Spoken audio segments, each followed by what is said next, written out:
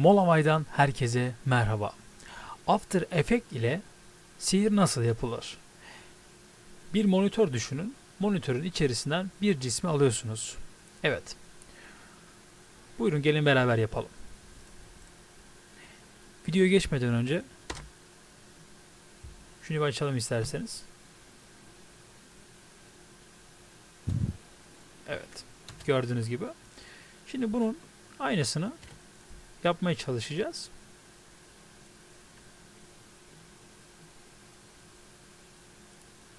Şimdi videoya geçmeden önce ilk önce şöyle bir nesnenin fotoğrafını çekiyorsunuz.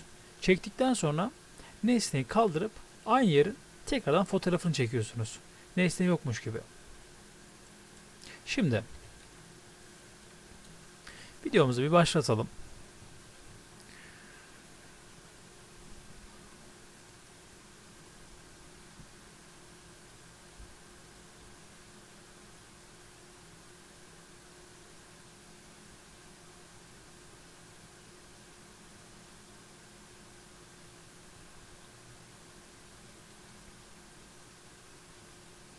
Şimdi buradaki açıyı tam yakalamanız gerekiyor.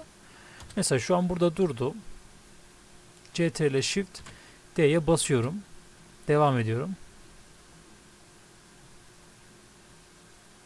Evet. Elimle koyuyorum şimdi oraya.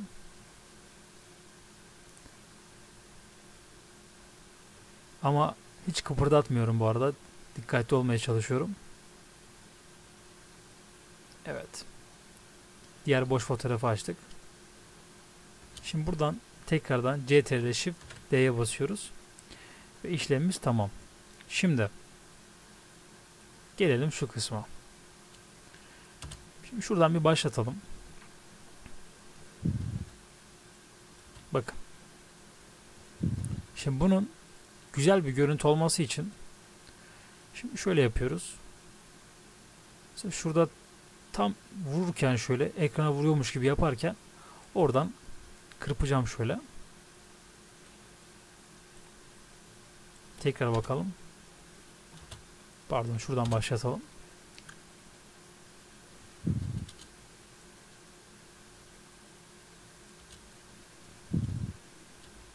Evet.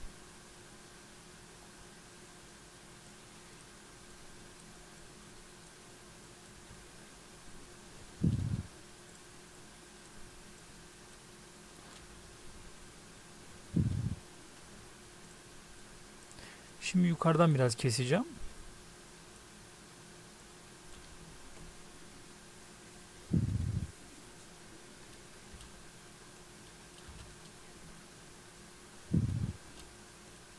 Yani ne kadar çok detaya inersem o kadar güzel bir görüntü olur.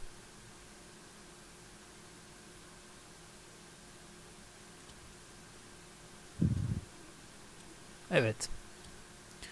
Mesela şu an daha iyi oldu gibi.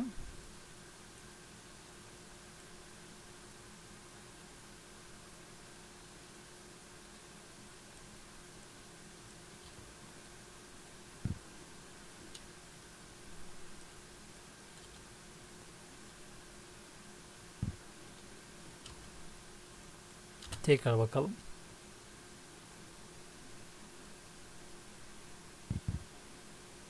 Evet. Ben beğendim. Gayet güzel oldu. Kendinize iyi bakın. Hoşça kalın.